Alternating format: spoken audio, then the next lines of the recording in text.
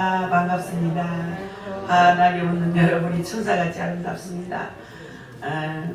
미소를 지으면 여러분 참 안 이쁜 사람이 없습니다. 웃으면 복이 온다는 말이 있습니다. 하나님 우리를 웃게 만들었지 울게 만들지 않았어요. 늘 웃으며 사시기 바랍니다. 오늘은 베드로전서 1장 13절부터 14절 두 절만 읽었습니다. 15절까지 읽어야 되는 말씀인 것 같은데, 한 주간 그 제자국제 크리스천 학교 설교 준비한다고 주일 설교를 좀 소홀히 했나 그런 생각을 해봅니다. 금요일날 7화 예배 1시간인데도 여기서 6시 반에 출발해서 12시에 집에 도착했어요. 한 4시간 정도인 것 같은데, 아무튼 그곳에 가서 어린아이들과 함께 교제를 했습니다. 한 명도 빠짐없이 다 기도를 받고, 네가 기도 제목이 뭐냐 물었더니 인격적으로 하나님 만나는 것입니다. 한결같이 그렇게 얘기를 해요. 우리 유리 닮은 학생이 하나 14살짜리가 올라왔어요. 이는 기도 제목이 뭐니? 저는요 하나님 만나고 싶어요. 우리 아빠 예수 믿고 구원받고 다녀야 돼요. 이모님 예수 믿어야 돼요. 저 공부 잘하는 머리 달라고 기도해 주세요. 그래서 얼마나 감격스러운지 꼭 껴안고 기도를 했었어요. 근데 눈물을 철철철철 흘리면서 기도를 받고, 얼마나 아이들이 크리스찬이 되어가지고 뼛속까지 크리스찬이에요. 얼마나 신앙생활 잘하는지. 그 교장 선생님 이런 말씀이에요. 우리 아이들은 요한복음은 누수 뜬먹기로 외웁니다. 기본이 10장 성경 구절 다 외우는 겁니다. 기본이 10장.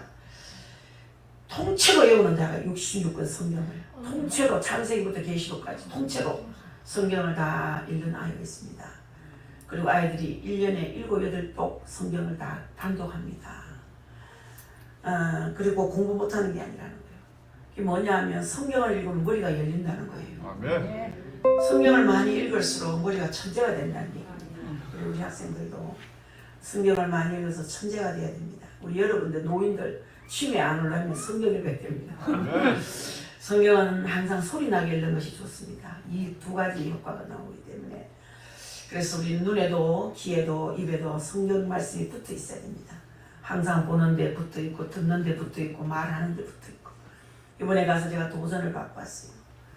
놀랐어요. 얼마나 아이들을 잘 키웠는지. 대한민국 희망이 있었어요. 그래서 제가 그랬어요. 너희들은 너무 존귀하다. 너무나 보배롭다. 대한민국의 소망이고 희망이다. 너희들이 있으니까 든든하다. 얼마나 아름다운지 역사의 주인공이 거기서 다 배출이 될 것 같더라고요. 진학을 얼마나 좋은데 하는지. 그런데 미국에서도 토박교 다 학교에 지나가고 대학을 지나가고 의사 되는 학생들도 있고, 2014년에 시작했으니까 아이들이 얼마나 잘 자랐는지 교수가 나오고 판사가 나오고 훌륭한 인재들이 나오고, 지금도 꿈을 꾸는 아이들이 많고, 그래서 그 아이들이 한 명도 없이 다 기도를 다 받았어요. 제가 우야고 이 아이들을 우야해 줬고 너무너무 힘이 들 것 같았는데 즐겁게 했어요. 해도 끝이 없는 거예요. 나중에 들어보니까 한 번, 두 번 받은 아이들도 있대요. 한 번 받고 나서 또 줄 서가 또 받고 또 받고 그랬다 그러더라고요. 그래서 누군지 몰랐는데 그 중에 또 나를 아는 학생이 하나 있었던가 봐요. 그 어머니한테 문자가 왔어요. 우리 막내가 그 학교 다니거든요. 막내가 이야기하는데 자기가 기도받은 거 나한테 내용하는데 너무 행복해요. 자주 와주세요. 한 달에 한 번만 와주세요. 할머니가 내가 자꾸 가려니까 정신도 없고 다른 데 자꾸 마음을 뺏기니까 제가 목회하는데 지장이 좀 있다는 생각이 들었어요. 어쨌든 이 시간도 하나님이 함께 하시리라 믿습니다. 우리 성도가 다 갔으면 좋았을 거예요. 교회가 얼마나 크고 학교가 얼마나 잘 났고, 그게 많이 보내주세요. 정말로 아이들, 우리는 국제학교 그러면은 또 미션 학교, 대안학교 하면은 아이들이 좀 불량 아이들이 오는 곳으로 알았는데 절대 그게 아니에요. 거기에 가니까 불량 아이는 쌈겨서 다 정상적인 멋진 자식으로 다 변하고, 거기도 정말로 똑똑하고 인재들이 많이 와 있더라고요. 제가 처음 갔어요. 그래서 제가 큰 도전을 받고 오면서 기도 제목이 생겼고, 우리 교회에서도 그런 아이들, 참 어렵고 힘든 아이들이 혹시 있다면 우리 교회에서 장학금을 좀 대줘야 되겠다, 그런 마음까지 제가 가지고 왔습니다. 아무튼 여러분이 기도해 주셔서 잘 다녀왔습니다. 오늘은 13절부터 한번 살펴보겠습니다. 사실은 25절까지 전체가 연결되어 있는 말씀이에요. 예수 그리스도의 은혜로 말미암아 우리가 핏부림을 받고 제3을 다 받았고 성령께서 거룩하게 해주심으로 하나님 자녀가 되었다면 어떻게 살아드려야 하나님을 기쁘게 할 수 있느냐에 대하여 이렇게 원리적인 것을 말씀하고 있는 말씀이에요. 그래서 우리가 2장으로 넘어가면 아주 하나하나 구체적인 내용이 또 나오는데 종들은 어떻게 하고 또 가정에서 아내는 어떻게 하고 남편은 어떻게 하고 또 실제 생활의 구체적인 것이 쭉 나오는데 앞서서 전체적인 원리를 말씀하신 것이 13절부터 25절까지 말씀이에요. 그중 대표적인 말씀이 15절로서 오직 너희를 부르신 거룩한 자처럼 너희도 모든 행실에 거룩한 자가 되라는 그런 말씀입니다. 우리 인류를 향한 하나님의 뜻을 크게 세 가지로 말할 수 있습니다. 그 첫째는 우리는 예수님을 믿어서 구원받는 것으로서 요한복음 6장 40절에 나와 있죠. 다른 뜻은 모두 예수님을 믿어 구원받은 후에 이루어집니다. 믿습니까? 다른 뜻은 예수 믿고 구원받은 후에 다 이루어지는 거예요.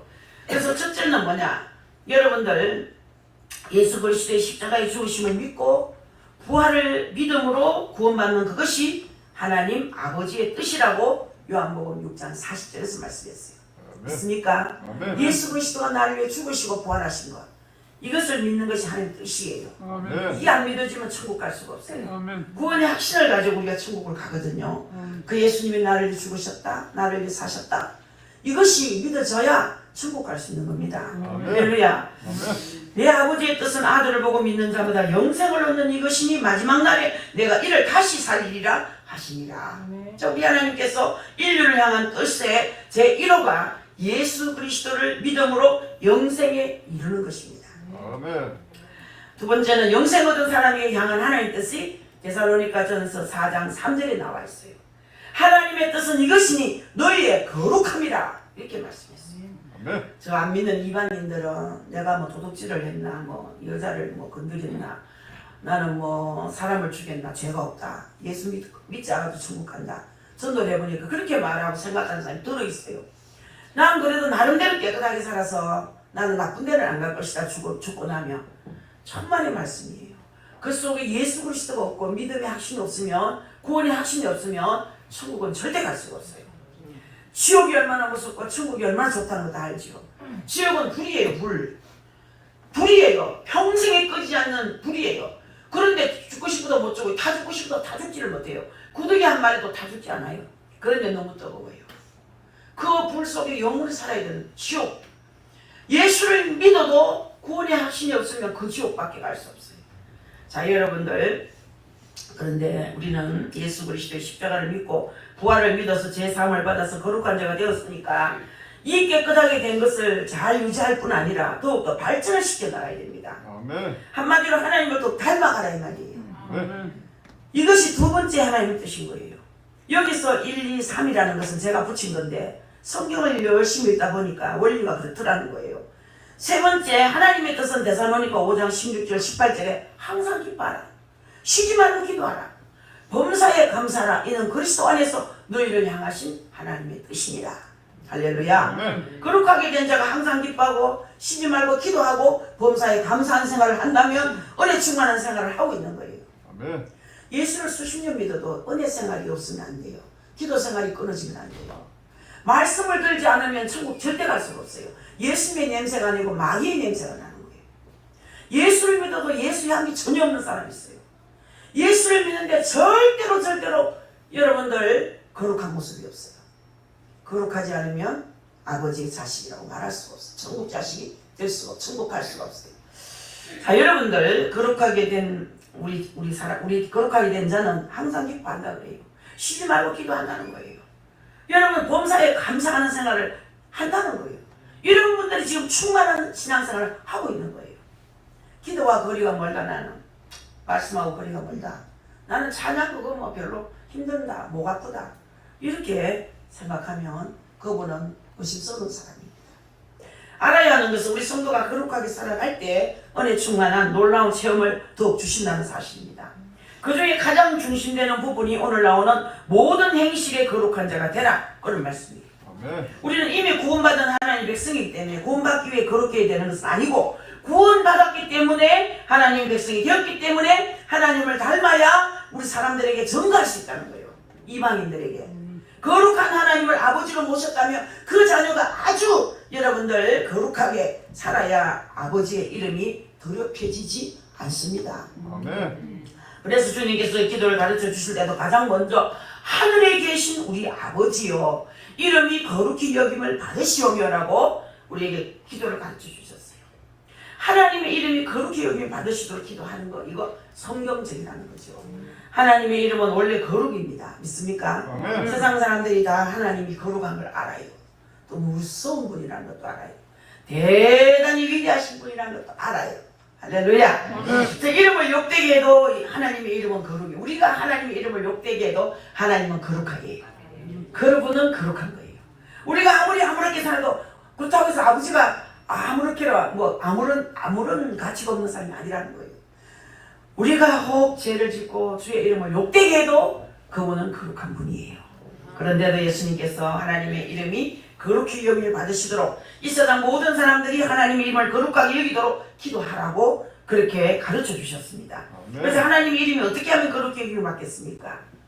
여러분 우리 하나님의 아들 딸들이 거룩하게 살 때에 저 이 믿지 않는 사람들이 우리를 보고 하나님을 믿는 저들을 보니 하나님은 참 거룩한 분이신가 보다 그렇게 하게 된다는 사실을 믿으시기 바랍니다.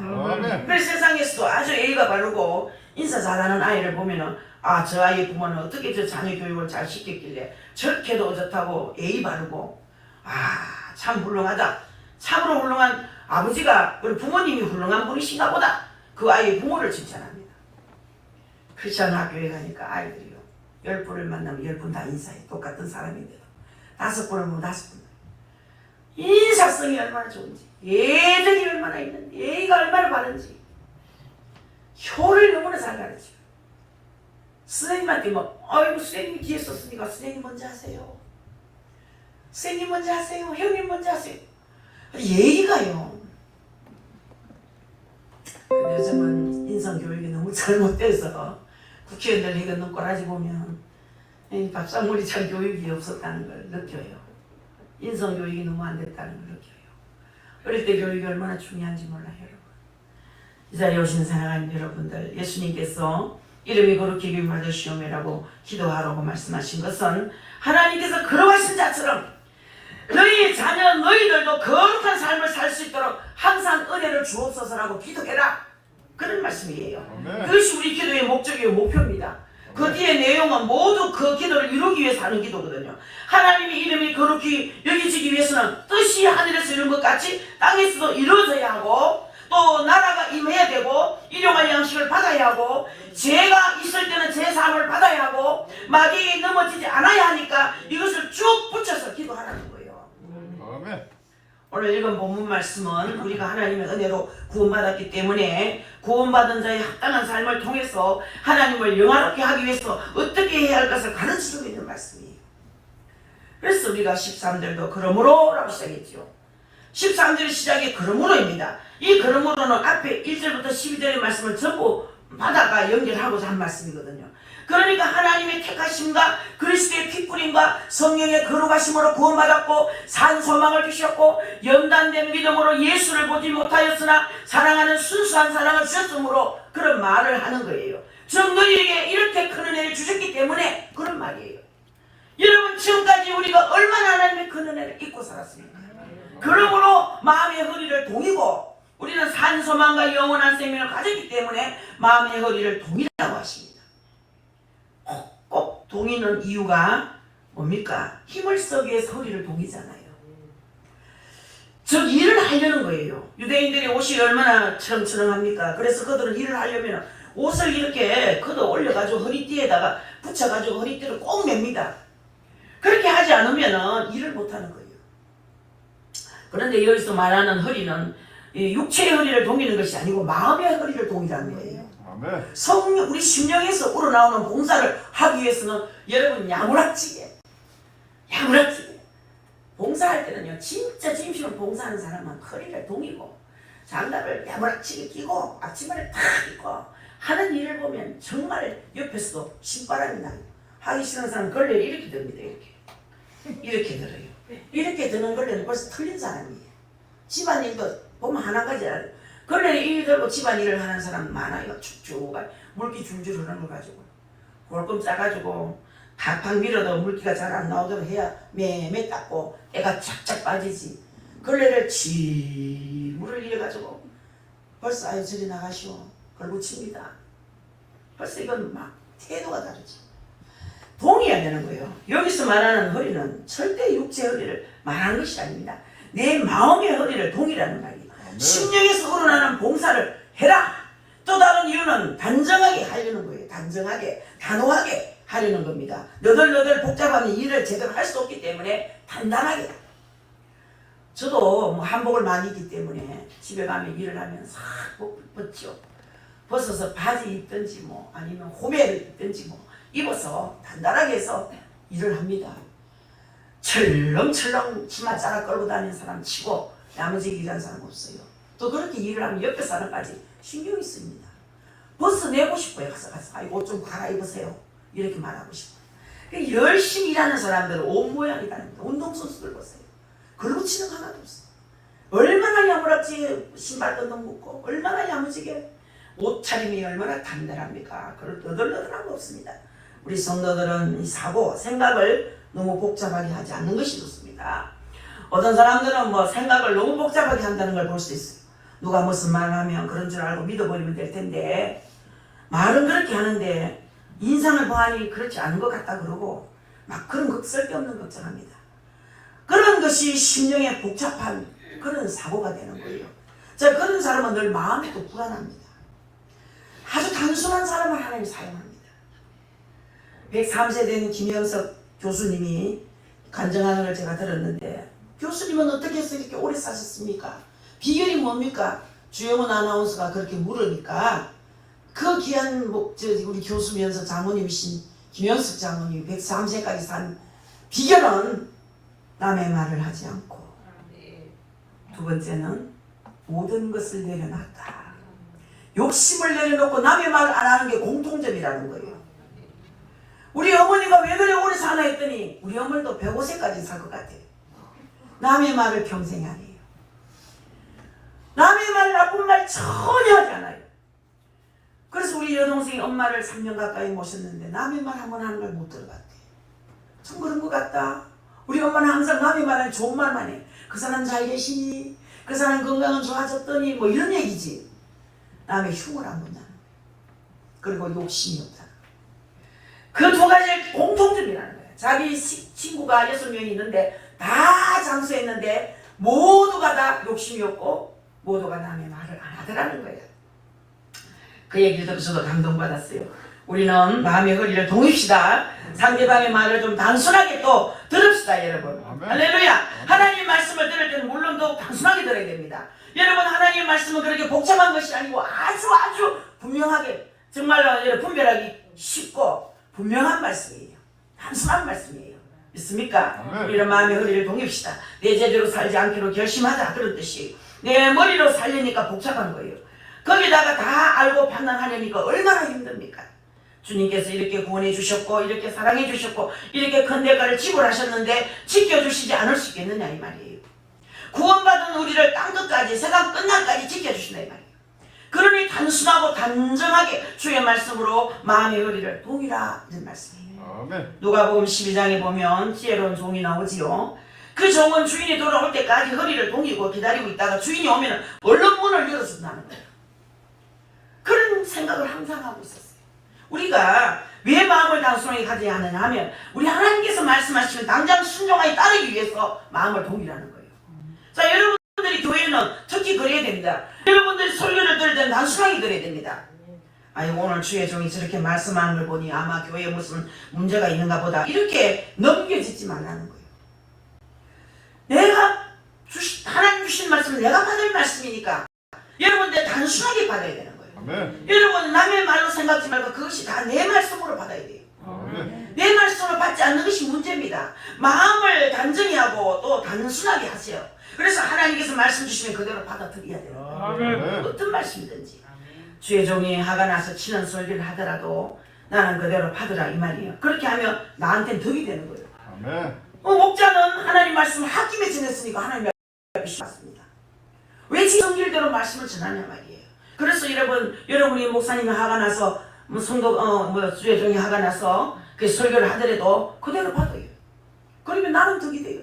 그러나 홧김에 설교를 잘못한 목사는 주의 종은 하나님께서 책임지라 그럽니다.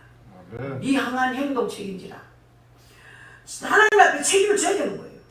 하나님 보시기에 합당치 못하면 책임을 맡습니다. 어떤 항에서 홧김에 설교할 수 없으니까 책임을 져야 되겠죠. 그래서 나는 하나님 말씀으로 받으면 은혜 받고 돌아가게 되는 거예요. 그래서 목사는 주의 종은 말씀을 홧김에 하더라도 여러분은 받고 은혜 받고 가는 거예요. 아멘. 당당하게 화가 가지고 친설교한 사람은 은혜를 못 끼쳤죠. 그리고 성도들에게 상처를 줬죠. 죄가 많아요. 그 책임을 져야 되는 거예요. 제가 어떤 목사 헌금 바구니 던지는 거 봤거든요. 여러분, 그 성도가 그걸 보고 얼마나 상처받겠습니까? 어떤 목사님 7살 때 교회 예배당에서 노는데 목사님이 그 토요일날 설교 준비하는데 막 아이들이 그것을 막 뜯으니까 아직도 감이 익지도 않은 감나무가 거기 하나 있었는데 서로 감 따먹다가 막 시끌벅적시고 깨막 웃고 싸우고 너무 시끄럽게 하니까 목사님 속에서 참다 안 돼가 톱을 창고에서 가져 나오더니 감나무를 다 베더라는 거야. 그래서 그 아이들이 그 몇십 명이 놀던 아이들이 그 감나무 베는 목사를 보고 설교를 듣고 은혜를 못 받는 거예요. 그 아이가 지금 목사가 됐는데 그걸 아직도 잊지 않고 가는 데마다 그 이야기를 하는 거예요. 그래가지고 고생을 했다는 거야. 막 어려움이 왔어. 신앙에 어려움이 왔어. 그 어린 게 상처를 받아가. 결국은 중학교 2학년 때 다시 교회를 나가가지고 다시 회복은 됐지만 그렇게 화가 많은 주의 종은 하나님께서 그거 사용했겠습니까? 감나무 벤 목사님은 어떻게 된지 궁금하긴 하더라고요. 저도. 여러분, 건신하게 예수 그리스도에 나타나실 때에 마음의 허리를 동이는 것과 건신한다는 것은 비슷한 말이에요. 정신 차리고 깨어 있어야 한다 이 말이에요. 자기를 점검하라 이 말이에요. 그런데 이것은 예수 그리스도에 나타나심과 관계가 있는 거예요. 요 사이 여러분 여러 가지 말들이 유행이 참 많더라고요. 요즘 유행하는 말들 들어보면 다 죽여서 말을 많이 하더라고요.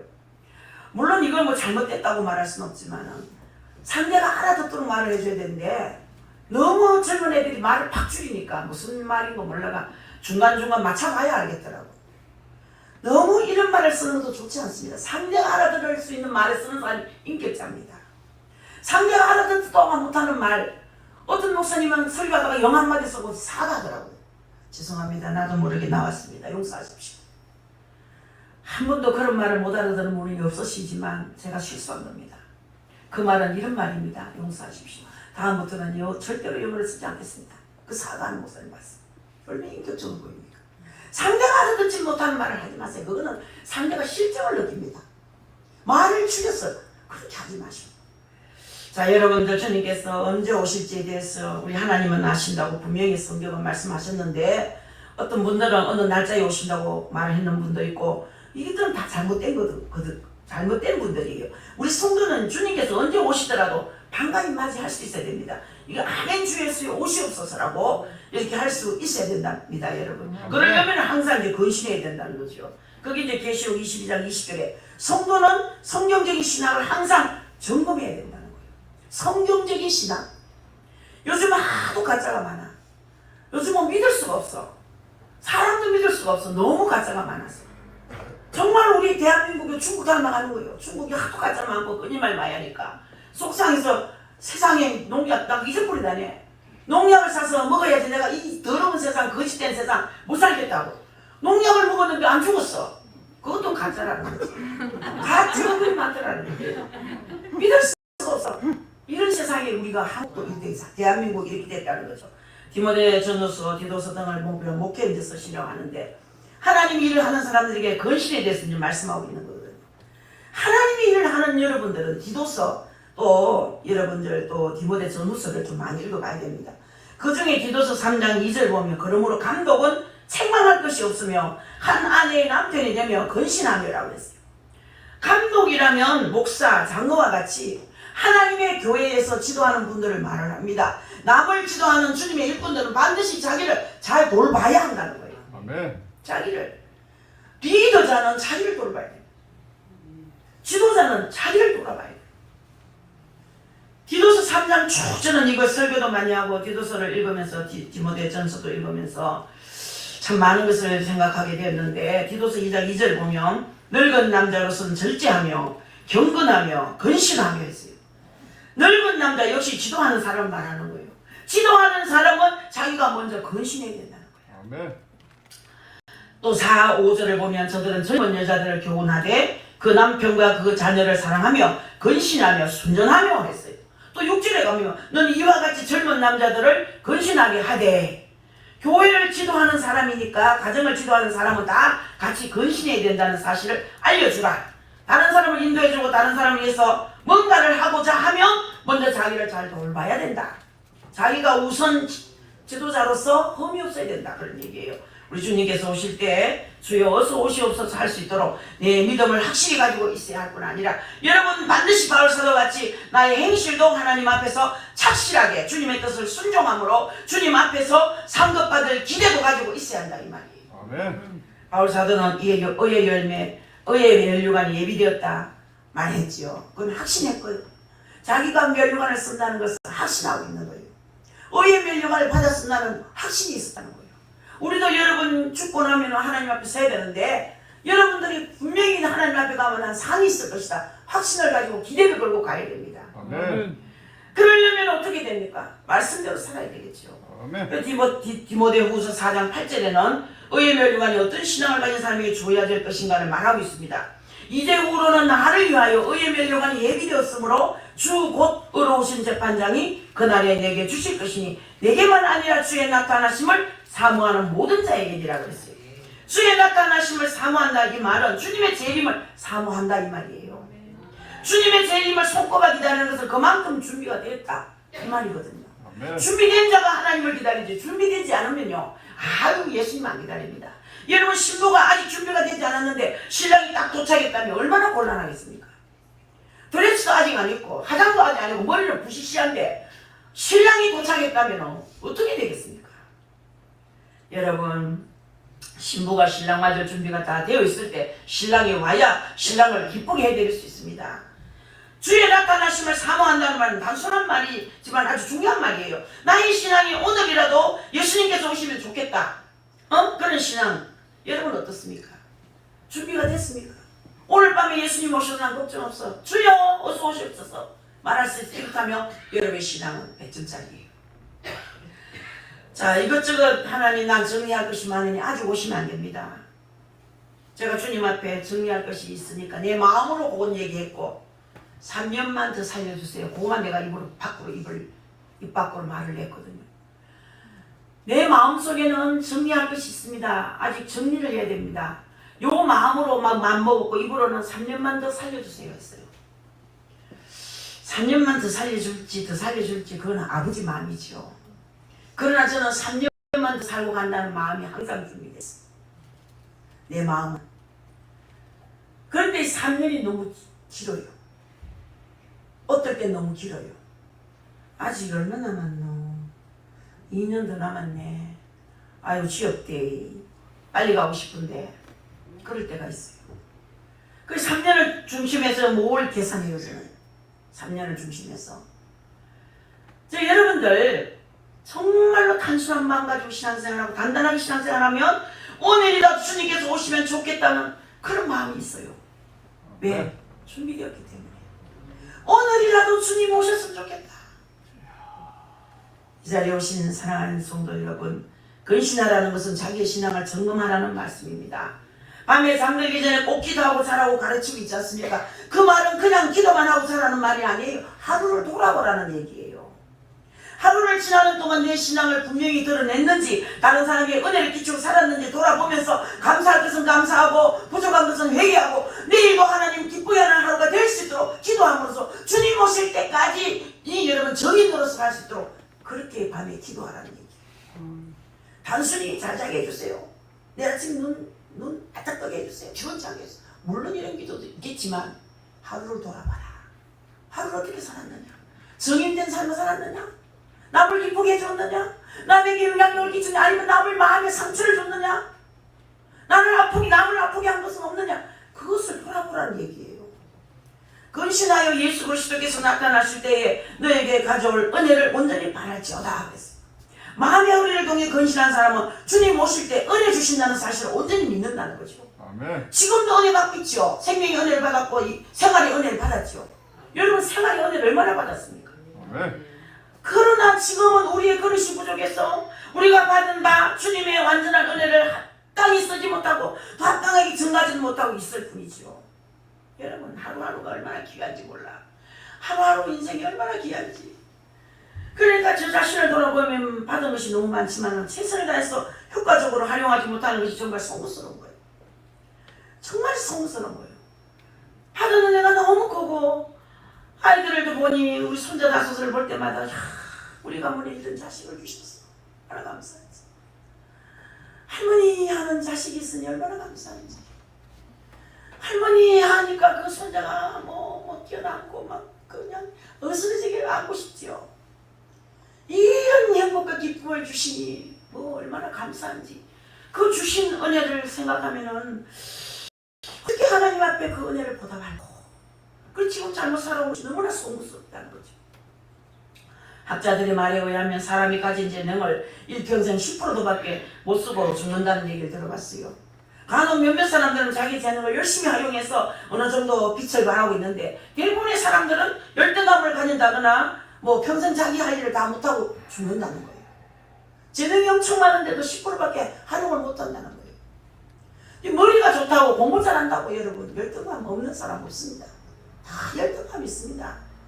그래서 여러분들 우리 생각에는 뭐 아이고 공부 잘하는 사람 무슨 열등감이 있어요 이렇게 말할 수 있지만 공부 잘하는 사람은 그 나름대로 열등감에 사로잡혀 있다는 걸 알아야 됩니다. 여러분 공부 잘하지만 다른 사람 앞에 잘 낮추지도 못하고 남자답지도 못하고 여러분 나라는 인간은 왜 이 모양일까 하면서 열등감에 빠져있을 있는 그런 사람들이 많아요. 이번에 학교 가가지고 대안학교 가가지고 아이들이 기도 제목을 내는데 예수님 만나고 싶고 두 번째는 하니까 우리 아빠가 지금 사업이 안 돼요. 코로나 때문에. 우리 아빠가 죄의식을 느끼지 않고 열등감이 빠지지 않도록 기도해 주세요. 우리 아빠가 지금 곤란한 일을 당했어요. 우리 아빠 엄마가 이혼을 했어요. 그런 아이들이 참 많더라고요. 많진 않아도 7, 8명 됐어요. 어떤 아이는 내가 정신이 약하고 귀신이 왔다 갔다 하는. 내가 귀신 냄새를 2개 맡았다고 그 선생님한테도 얘기했지만 누굴까? 아이 한 사람은 나는 정신이 약해요 하는데 팍 말고 손이 얼음장같이 싸더라고요. 손이 얼마나 천지만해요. 손을 쥐는데 막 얼음장을 쥔 것 같아. 나는 정신이 약해요 하는데 이 애가 어릴 적부터 뱃속에서부터 놀랬구나 느끼고 왔어. 저 물리쳤어요. 여러분들 그런 열등의식에 빠져있는 아이들이 참 많더라고요. 그러나 예수님 때문에 단단해졌어요. 예수님 때문에 자신감을 찾았어요. 자 여러분 전도하다가 보면 그런 사람이 있어요. 아유 전도를 당당하네. 예수 믿고 구원받아요. 왜 예수 안 믿습니까? 그래서 예수 믿어 있어 이렇게 자신감 없이 전도하는 사람이 있어요. 그리고 어떤 분은 아이고 내가 막 떳떳하게 전도하면 멋있게 하구나 하지요. 난 지금 뭐 아직까지 빚도 있고 나는 뭐 아직까지 몰골이 이러니까 전도 못하겠다 하는 사람이 있어요. 그러면 평생 못합니다. 절대로 평생 못합니다. 자 여러분 자기를 부정할 수 있어야 또 재능을 올바로 발휘할 수 있습니다. 창피당할 각오를 해야 전도도 할 수 있고 뭐든지 할 수 있습니다. 그러니까 전도하다가 창피를 좀 당한 데는 어떠리? 그 사람이 예수 믿으면 그것보다 복이 어디 있으리 하고 그런 마음 가지고 전도해 보세요. 여러분 얼마나 전도를 잘하게 되는지 모릅니다. 열등의식에 빠져가지고 전도하는 거면 그 사람이 자신감이 있는지 없는지 인생을 잘 사는지 못 사는지 알 수 있어요. 여러분. 자 저도 뭐 들은 얘기지만 어떤 목사님이 하루 교대 앞에서 편지를 붙이려고 하는데 풀이 없더라는 거예요. 그래가지고 어떻게 해야 할지 몰라 하고 이 집 갈까 이 집 갈까 저 집 갈까 어디 가서 얻을까 문방구에 들어가면 풀값이 1,000원이 넘을 건데 그거 아깝고 그러다 심사 체면있지 내가 어떻게 이렇게 온갖 생각을 하다가 결국에는 프리셋을 붙이니까 가만 보니까 반점이 있더라는 거예요. 그 용기를 해가지고 신사가 양복 착 입고 해가지고 죄송하지만 편지 붙일 100풀 좀 주세요. 얼른 주셨다는 거예요. 그래서 자기가 생각했다는 거예요. 아이고 신사 옷만 입었지 속은 자신감도 없는 못난 남자다. 자기 스스로 책망을 했다는 거예요. 자 여러분 우리가 하나님께 받은 은혜를 온전히 이루려면 내가 완전히 없어져야 됩니다. 내가 없어져야 돼요. 자존심이 없어져야 됩니다. 욕심도 내려놔야 됩니다.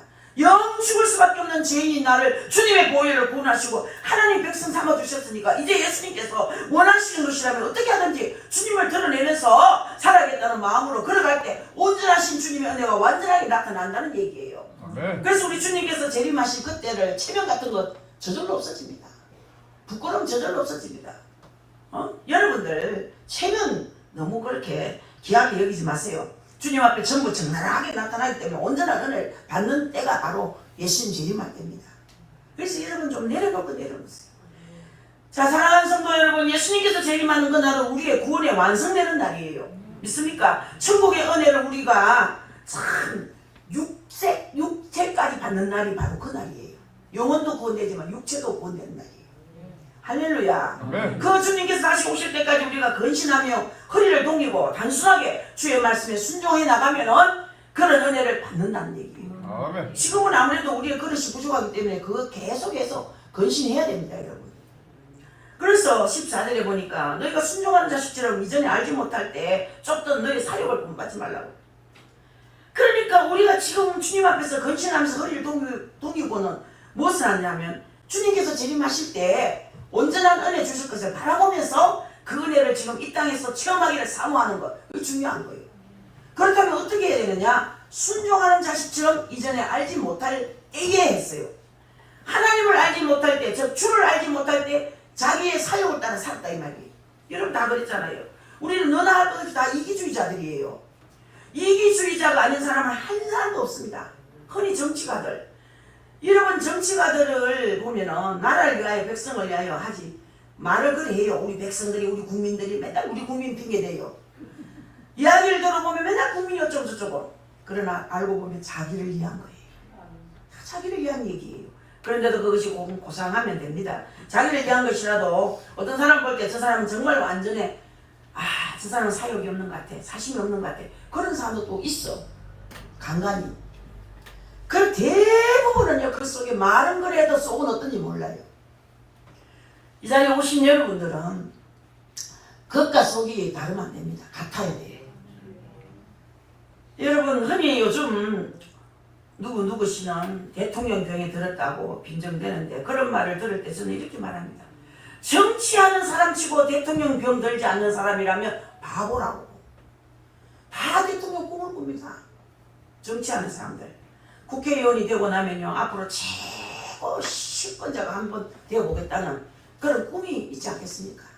자 그런 꿈도 없는 사람이 뭘 하겠습니까만 여러분 우리는 사욕을 좀 본받지 말고 사욕을 본받지 말고 하나님을 본받고 닮아야 한다 이 말이에요. 하나님은 그저 한없이 우리에게 주기를 좋아하는 거예요. 그 이야기를 했어요. 지난번에 크리스천 학교 가서도 하나님은 주면서도 기뻐하신다.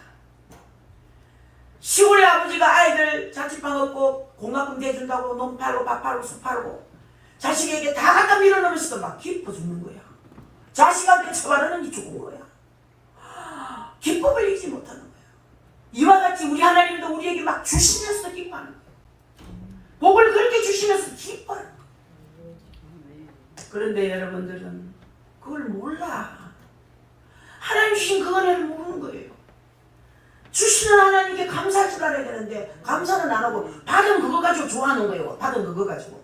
주신 그분을 기뻐해야 되는데 주신 그것만 보고 좋아한다는 거죠. 반지를 사주는 남편을 좋아해야 되는데 그 반지만 좋아한다는 거죠.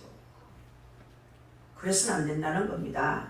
여러분 그래서 5장 10절에 가보면 모든 은혜의 하나님이라고 합니다. 모든 은혜의 하나님. 우리가 예수 그리스도를 믿음으로 하나님의 자녀가 되었고 하나님을 아버지라고 부르는데 우리가 부르는 아버지 하나님은 어떤 분이십니까? 모든 것을 주시기를 좋아하시는 분이란 말이에요. 아멘. 사랑을 주시고 은혜를 주시고 유익한 것을 모두 주시고자 하는 좋으신 하나님인 거예요. 아멘. 그래서 모든 은혜의 하나님이신 거예요. 아멘. 다음 절 보면 거룩의 범위를 모든 행실에라고 했는데 모든 일, 밥 먹는 일도, 직장에서 일하는 일도, 가정을 돌보는 일도 어떤 자세로 하는 것이 하나님께서 기뻐하실지, 하나님 말씀은 어떻게 나와 있는지 성경대로 사는 것이 바로 하나님을 닮는 생활이라는 것을 기록하는 거예요. 성경대로 사는 것이 하나님을 닮아가는 사람이라는 거예요. 아멘. 우리는 이제 사욕을 버려야 됩니다. 사욕을 버릴수록 행복해집니다. 믿습니까 여러분? 아멘. 이기주의에 사로잡힌 사람일수록 섭섭함을 많이 탑니다. 또 원통함도 잘 느낍니다. 걸핏하면 사람 무시한다 그러고, 그런 사람을 그런 생각을 하고 있으니까 자괴감에 사로잡힐 수밖에 없어요. 사욕을 쫓으며 이기주의에 사로잡히면 평생 불행하게 살다가 죽습니다. 평생. 그러니까 여러분들 다 내려놓기를 바랍니다. 사람을 대할 때마다 그 속을 읽어보고자 애를 쓰는 사람이 있어요. 저거 말을 해도 저거 다 떨어지게 쳐다보면서 지금 말은 옳게 하는데 저 속에는 칼을 갈고 있는지도 모르겠다. 이런 생각을 하면 복잡해지는 거예요. 우리는 하나님께 너무나 많은 걸 받았습니다. 생명의 은혜를 받았고 생활의 은혜를 받았습니다. 아멘. 필요할 때 필요한 은혜를 때를 따라 받고 살아가고 있습니다. 아멘. 그러니 이제는 아버지를 닮아서 거룩한 삶을 살아갑시다 여러분. 그렇게 하기 위해서는 다른 사람에게 많은 것을 나누도록 애를 써야 됩니다. 아멘. 그래서 나눌 때 거룩하게 나눠야 됩니다. 나눌 때 조심해야 됩니다. 거룩하게 나눠야 되는 거예요. 내가 이렇게 주면 저도 나에게 주겠지, 그런 계산을 하고 주면은 여러분들 절대로 사욕으로 주는 겁니다. 나도 밥 한 끼 샀으니 저 사람도 밥 한 끼 사겠지, 이런 마음으로 밥을 사면 사욕으로 하는 거예요. 그런 마음으로 하면 안 됩니다. 내가 이렇게 주면 저도 나에게 주겠지, 계산으로 준다는 것은 거룩하게 주는 것이 아니라는 것을 기억하시기 바랍니다. 우리 예수님께서 내게 이런 은혜를 주셨으니 저분에게 나눔으로 저분도 주님의 사랑을 힘입으면서 주님, 저분도 주님의 사랑을 알 수 있도록 은혜 주옵소서 하는 마음으로 나누야 그게 거룩한 나눔이라는 거예요. 아멘. 우리는 심부름뿐이에요. 주님 주신 것으로 심부름하는 거예요. 그냥 나눠주는 거예요. 주님께 나도 이렇게 받았으니 나도 나누면서 주님의 사랑을 전하는 거거든요. 할렐루야. 계속 흐르는 물은 다시 채워질 뿐 아니라 신선합니다. 그러나 흘러가지 않는 물은 썩습니다. 여러분, 우리가 사욕을 버리고 하나님 말씀을 쫓아서 거룩한 자가 되어서 이 생활 속에서 받은 것을 자꾸 나누는 자가 될 때 하나님께서 채워주시는 복을 체험하게 되는 거예요. 아멘. 그뿐 아니라 신성한 자가 되며 심령도 새로워집니다. 학교 갔더니 강사비를 40만 원이나 줍디다. 그래 너무 많이 받았다. 그래서 아이고 교장선생님 내가 기부하고 가야겠는데, 아유 나와 상관없습니다. 아이 강사비 아주 얼마인지 그때 몰랐죠. 집에 와서 보니까 40만 원이야. 보통 강사비 20만 원, 30만 원 주는데 많이 줬어요. 우리가 갈 때도 빵도 사가고 음료수 사고 아이들 개수대로 쭉 한참 싣고 갔어요. 헌금도 하고 왔어요. 뭐 그건 하나님께 한 건데. 그래서 제가 그런 생각이 들더라고요. 집에 와서 가만히 생각한 게, 그분들이 왜 이렇게 은혜를 받았을까? 그분들이 하나님께서 왜 이렇게 많은 복을 주셨을까? 그 사모님 교장 선생님이 하신 말씀, 우리는 13평짜리에서 교회를 시작했습니다. 교회는 주 한 교회, 주님과 함께하는 교회. 크리스찬 교회가 3,300평이에요, 평수가. 학교도 잘 지었어. 갔더니, 저녁에 갔더니요, 무슨 외국에 왔는 것 같기도 하고, 수련회 온 것 같기도 하고, 기분이 참 좋았어요. 아주 간단한 대접이지만 아주 귀한 사람에게 베푸는 그런 대접을 받았어요. 기분이 좋았어요. 집에 와서 가만 생각해, 왜 이 사람들이 이렇게 큰 복을 받았느냐? 그분들의 삶은 나누는 삶이었어요. 아멘. 나누는 삶. 여러분, 이 나누는 삶을 사는 사람은 반드시 노년의 복을 받게 돼 있어요. 아멘. 자, 그분들이 아이들을 키우는 복을 받았어요. 아이들 하나하나 훌륭하게 그리스도인으로 키워나가는 것이 얼마나 큰 복입니까? 그러다가 풍성해 보이더라고요. 풍성해 보였어요. 구질구질한 아이가 하나도 없었어요. 아이를 붙들고 머리를 맞대가 기도를 해줬는데 너무 깜깜하고 시끌시끌하니 음악이 너무 계속 나오니까 이렇게 아이하고 맞대서 아니면 귀에 대고 이렇게 기도를 해줬는데 냄새나는 아이가 없었어요. 보통 무심아들한테는 냄새가 나는데 냄새나는 아이가 하나도 없어. 금방 가면 샴푸 냄새가 났었어요. 이야, 참 깨끗한 학교다. 왜 이렇게 하나님께서 복을 주셨는가? 딱 한 가지 저는 생각이 난 것이, 이 부분은 나누는 삶을 살았다는 것이 느껴졌어요. 아멘. 나누는 삶을 연습해야 그 아이들이 먹을 것도 많이 줄 수 있고 입을 것도 줄 수 있고 숙소에 뭐 기숙하는 아이들이거든요. 아이들이 너무나 빛깔이 좋아갖고 용기가 있었어요. 나누는 삶도 여러분들 이게 하나하나 키워나가야 되지 금방 좋은 거 다 줄 수 없어요. 나눠야 됩니다. 부모가 자식에게도 주는 것도요 연습이에요. 연습. 이 자리에 오신 여러분 나누는 삶 삽시다. 아멘. 베푸는 삶 삽시다 여러분. 아멘. 그래서 나누는 삶을 살아가는 사람은 한없이 치우시는 하나님의 치우심을 체험함으로 더욱 나누는 자가 되어서 많은 사람에게 은혜를 끼치는 자가 된다는 사실을 믿으시고 평생 나누는 여러분 될 수 있기를 예수님의 이름으로 축복합니다. 아멘. 하나님 아버지 감사합니다. 우리 하나님께서는 은혜로 우리에게 모든 것을 아낌없이 주셨습니다. 나중에는 생명까지 주셨습니다. 우리를 위해서 우리의 죄를 씻으려고 십자가에 못이 박혀 돌아가셨습니다. 머리에는 가시관을 쓰셨고 양팔에는 크게 못이 박혀 피가 흘렀습니다. 머리에는 가시로 엮은 그 가시가 깊이 예수님 머리를 찔렀습니다. 살 찢어주시고 피 흘리신 주님을 찬양하며 그분께 감사를 드리며 그 사랑에 감격하게 살게 하여 주옵소서. 이런 사랑을 입고도 우리는 희생할 줄 몰랐고 사랑할 줄 몰랐고 헌신할 줄 몰랐고 너무나 계수하며 계산하며 살아왔습니다. 헌신하며 살지 못했습니다. 봉사하며 살지 못했습니다. 계산하며 따지며 살았습니다. 섬기지 못했습니다. 섬김만 받으려고 했습니다. 모든 죄를 용서하여 주옵소서. 함께 하신 하나님께 감사하고 예수님의 이름으로 기도합니다. 아멘.